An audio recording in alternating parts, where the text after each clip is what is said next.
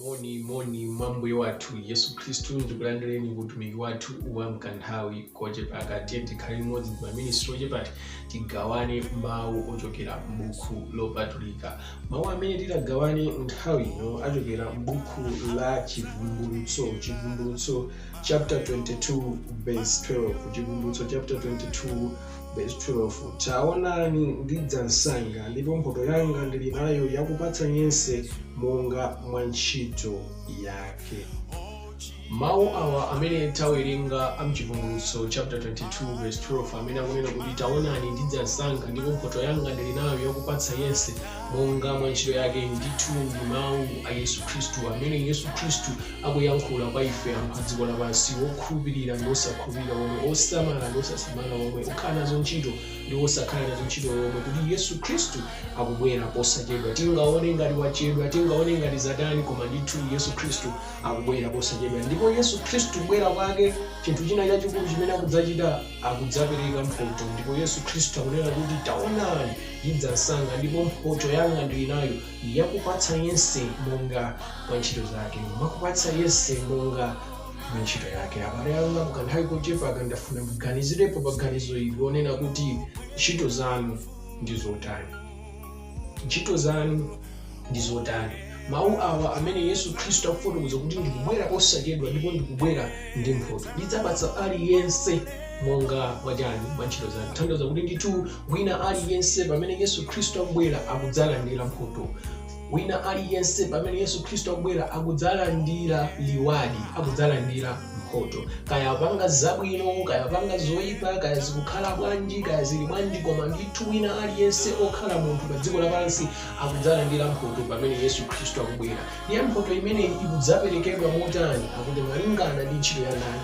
Malingana ndi ntchito ya munthu. Malingana ndi ntchito ya munthu. Malingana ndi ntchito ya munthu. Ndikuabwerenza mawuwa kuti mwina mwake atakodola ganizo lina lake munthu mwanu kuti mphotho imene Yesu Kristu akudzapereka sakudzapereka malingana ndi chisomo cha Mulungu, malingana ndi chifundo cha Mulungu, malingana ndi chisoni cha Mulungu, malingana ndi chikondi chachikulu cha Mulungu. Ayi, Mulungu ali wa chikondi choncho, Mulungu ali wa chifundo choncho, Mulungu ali wa chisoni choncho.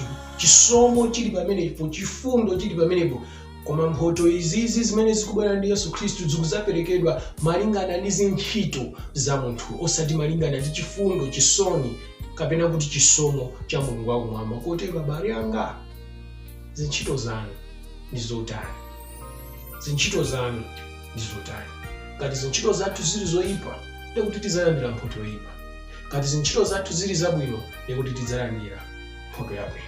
Tisanyengeke lero ndi kumakhala ndi ganizo lina kuti Mulungu ndi wachikondi kwambiri, Mulungu ndi wachifundo kwambiri, sangadzandipatse mphotho yoyipa, Mulungu ndi wokonda kwambiri, Mulungu amene ndililini mwakandilusire ndi kundikwira ndikundipatsa mphotho yoyipa. Tisanyengeke, mphotho ikubwera kwa wina aliyense, kwa malingana ndi chani? Malingana ndi ntchito yake. Nthawi zina chifukwa cha chisoni cha Mulungu, chifukwa cha chifundo cha Mulungu, chifukwa cha chisomo cha Mulungu, pakumatiyang'anirabe tili ochimwa, pakumatiyang'anirabe tili osachita bwino ntchito zathu, timafika pomadzilimbitsa mtima ndi kumaganiza kuti ola Atate abwera akhoza kungonena kuti kaloweni mfumu wakumwamba, akhoza kungonena kuti mphotho ya moyo osatha ndiwo. Abale anga, mawuwa ndiona, mawuwa ndi okhulupirika. Mphotho wina aliyense adzalandira malingana ndi zintchito zake. Chisoni ndi chifundo ndi chisomo chimene Mulungu akutionetsera, kumatisamalirabe, kumatidyetsabe, kumatiyang'anirabe tili chichimwire, tidakali chichimwire, tidakali chiphwanyire malamulo ake ndi chifuniro chake, tisaone ngati kuti chichitikanso pamene Mulungu akupereka mphotho ku dziko lapansi. Mphotho ilandiridwa kwa wina aliyense malingana ndi zintchito zake. Chisomo cha Mulungu, chifundo cha Mulungu, chikondi cha Mulungu chitithandiza ife kukonza zintchito zathu, chitithandiza ife kukonza njira zathu, koma chisatinyenge kapena kuti kusitsa kuona kuti Mulungu wakumwamba mphotho yomoyo osatha, Mulungu wakumwamba mphotho yomoyo osatha adzatipatsabe ngakhale tili chimwire, ngakhale timatsutsana naye, ngakhale sitiyenda malingana ndi mmene amanenera. Tisapusitsidwe. Wina aliyense mphotho alandira posachedwa, koma malingana ndi ntchito zake. Chisomo chili apo, chifundo chili apo, chikondi chili apo, mphotho ikubwera malingana ndi zintchito za munthu. Ntchito zanu, ntchito zanga ndi zimene zidzanene mtundu wa mphotho imene tidzalandire. Mulungu wakumwamba akudalitseni.